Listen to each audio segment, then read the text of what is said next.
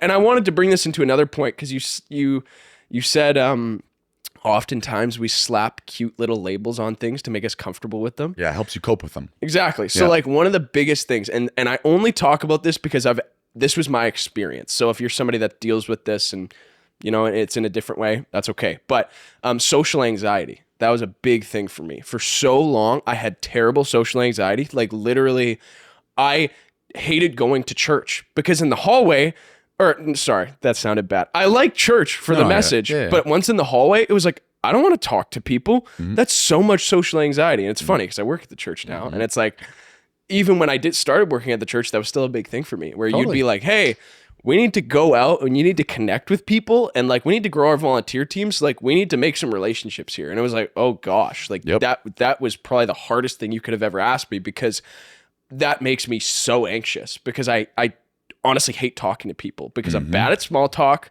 I'm not very good at it. And this is just who I am because that's what I believed. It was like, I am an introvert and I'm not good at talking to people. So that's just who I am. And that's just what I believed. So guess what happened? That's what happened. Yeah.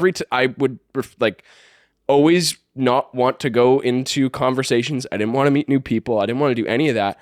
And then one day I kind of just decided that I was going to have to do it because it was something with work and it was like, now you're actually in the hallway and you got to wear this t-shirt and people are going to come talk to you. And it was like, okay, I guess I'm doing this now. But like this idea of social anxiety, I get that this is more specific to social anxiety. Like everybody has social anxiety. Like it's going to be different for everybody. Like for you, you're at church, you're comfortable on that stage. So it's like, great. You're probably not very anxious before you get up and you probably don't really care what people think about you. But let's say we change the playing field. Now you're at a conference with a bunch of other leaders that you really respect. Now you're going to think like, man, I hope I make the right impression. Like I want to say the right things. You know how much social anxiety I endured the first time John Maxwell called me? Yeah, like I was like, hello? Exactly. I'm like, sorry, I'm a bumbling mess right now on the phone call. I'm talking to like someone who's taught me the world and I've never heard you speak directly to me. Yeah.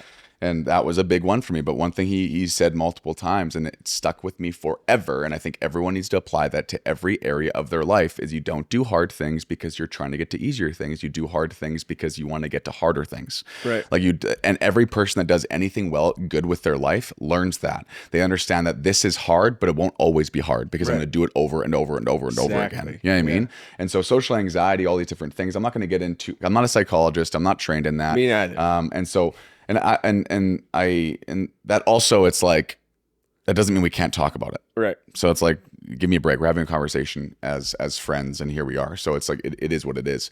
But for me, it's like, just do what is hard over and over and over and over again. And then one day what was hard becomes so easy. And then it's like done. So we don't do hard things to get done with the hard things to get to easier things. We do it so that we can continue to get better, get stronger, get more disciplined, get more motivated, be more of an encourager, be more of a lover, be more of an acceptor, get better at forgiving. That's why we do hard things. And people who get it, those are the ones that mentor you right now, even through their books, through their teaching, through whatever. Even if you've never met them, those are the ones you look up to. Right. That's what they do. Yeah. You don't look up to the ones that don't do hard things because you can't relate to them because they're like you if you haven't chosen to do hard things. Totally. You know what I mean? Yeah. And so that was a big one for me. And it was like, okay, that makes sense. But I also realized that things that are an epiphany or an aha moment to me aren't for others because my development is different than everyone else's development. And same with yours to me. It's just like we're all on a different journey. But that doesn't mean we should...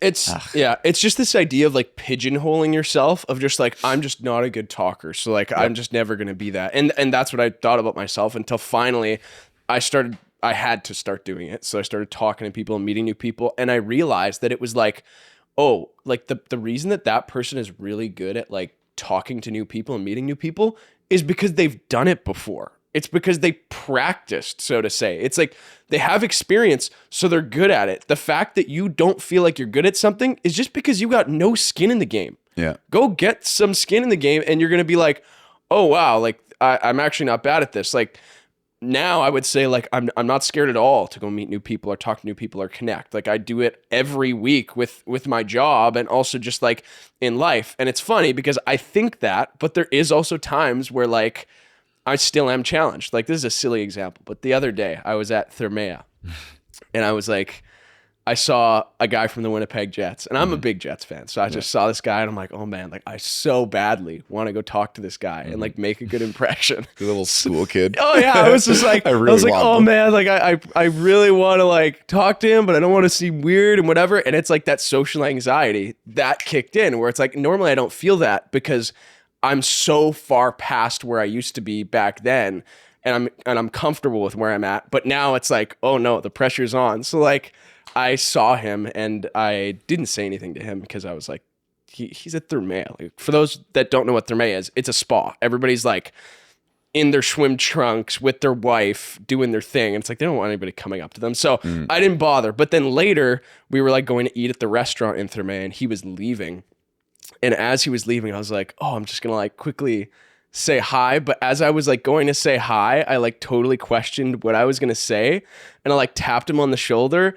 And then I was like, hey man, keep killing it with the Jets. Like I don't even fully remember what I said, but it was so awkward. And I was just like, this was terrible. Like, thanks, man. And then Appreciate it. he was so nice. He was like, oh man, yeah, I really appreciate that, bro. Like thanks so much. And I was like, oh, okay, he's a cool guy. But like just that social anxiety, it like kicked in. And then that's something I look at and I'm like, man, that sucks. But I'm like, not that specific instance will ever happen again, but now it's like I have some experience meeting somebody that, you know, I thought was really crazy and really special. So like the next time it'll probably be a little bit easier. I don't know.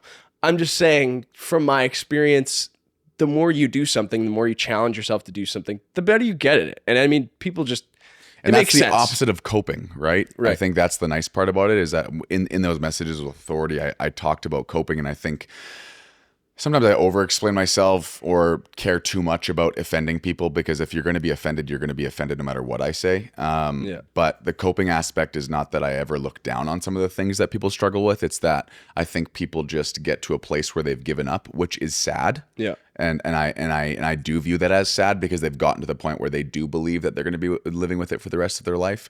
And that's why I think the empowerment of this authority message and series that I've been on have come from, is because I'm sick of seeing people cope with things they don't need to cope with. Right. And I'm sick of seeing people, like you said, slap cute labels on things, because it's the only way that they can kind of see any type of peace or joy. Mm-hmm. And that's where I'm like, anxiety is one of those things right now. It's sweeping with the nation. Everyone has it.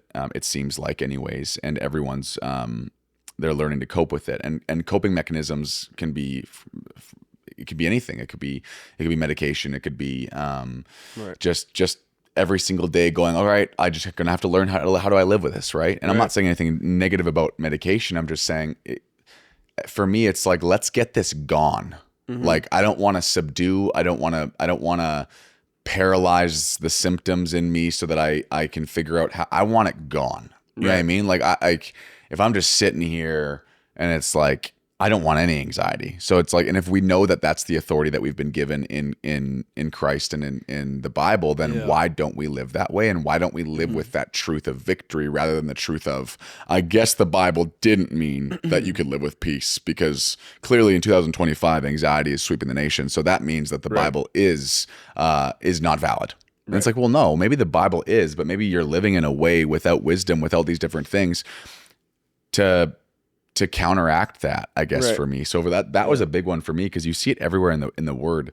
And I think that's why you're seeing people cope more and more, is that they're getting further and further away from getting into the Word, rather than letting that be the filter they see the world through. Yeah. And instead they're allowing their experiences to be the filter they see the world through. And when you let your experiences filter what you see through the world, then the Word becomes subject to or relative to whatever you experience. And that should be the opposite, where it's like, no. Your experience should be shaped by what you read in the Word. Good. You know what I'm saying? Good, yeah. And you start standing on that, and it's different. And I just think that Christians, because of the world right now and because of coping with things for too long, they've learned to just cope. And they go, well, I do go to social functions now, but I know I'm going to have anxiety and whatever. I'll just have anxiety there. And it's like, okay, that's fair. You're beating it, which is great. You're going there. You're choosing to do hard things, even in the midst of it. Challenging yourself. Totally. And that's fair. But to me, it's like, you just can't cope. And in that message too, I likened it to be like playing dead for a grizzly bear. right? Yeah, yeah. And I was just like, well, I'm not playing dead for. I don't care who tells me. I don't care I'm not if watching Bear Jess. Grylls himself says Yeah. you better cover your neck and fall on your face, and you better just pretend you're dead. I'm not doing that. There's Yeah. no way. Like, there's just no. I don't care who tells me. must I'm like, I'm fight. fighting it. Yeah, I'm not coping. I'm not going. All right, I guess I'm saying defeat right now. Someone asked me the question yesterday where it's like, do you think 100 guys? This is how men think. It's kind of funny. Could beat one silverback gorilla. I'm like, for sure. Oh, No yeah. question in my mind. 100%. I said, you give me One? 10 guys, I said, and if I choose the right guys, I think we could take them think out. we could do it. Now, don't get me wrong. If I'm looking across the field at a silverback gorilla going, I'm about to fight you with 10 guys, I'm terrified. I'm like, yeah. for sure. And I'm looking at the guys next to me going, one or two of us are dead for sure. Probably going to but bring let's you do some this. anxiety, right? Yeah. Yeah. Yeah, stupid, maybe only analogy that guys will understand. But it's like, I'm not just going to cope. You know what I mean? Like, I'm not just going to see that thing and go, let's just live under its reign and just play dead. At least I can change something, Yeah. right? Like you I have can the try. ability to get up and do the thing. But our culture just says the opposite. It's like, yeah. no.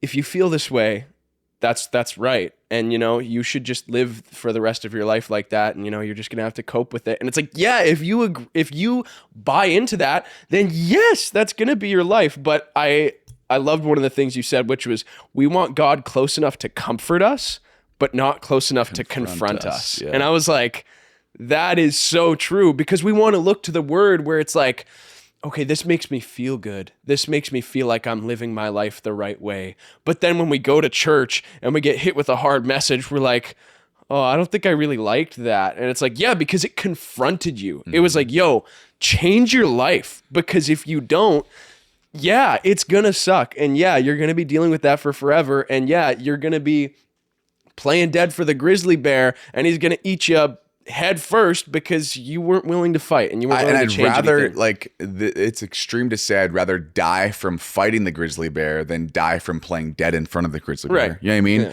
And I mean that as an analogy to apply to anxiety, to depression, to anything, suicidal thoughts, all the deep, really hard hitting issues that we have in America, in Canada, in the world. For me, it's like, those are massive issues, but I would still rather go out trying to deal with it. But I think a big thing that we always see with this is that they can try everything, but if they don't stand in the authority, everything just becomes something that they can do to hopefully help this, right? But they're still doing it from defeat. A wish. They're still going, I Maybe really it hope will this happen. works, Yeah. right? Rather than going, no, I'm going to try this because anxiety's not staying. Yeah. It's not staying. I don't care if it takes me a month or a year to get rid of this. It is going, period. Done. Right. Mm-hmm. So I think people hear me on stage and go, well, they're saying I'm going to have this gone by tonight. Right. And it's like, I'm saying that not because if it's not gone by tonight that I give up and then I just cope with anxiety. I'm saying I'm having this gone by tonight, and that's my mindset every single day. So I never stop fighting it, because the moment you stop fighting anxiety, the moment you stop doing hard things, the moment you stop walking in your authority, you are now playing dead for the grizzly bear. Have a little faith, bro. Totally. Yeah. Every single day. Just say, nope. I'm having this gone by tonight. Yeah. It's done. It's no more every day having this lowered over me and be something that changes every decision I make. What if I wake up and it's still here tomorrow? It might be. Well, then what do I do? Then I say to myself, it's gone by tonight. And I'm going to work hard that day to get it gone again. Yeah. You know what I mean?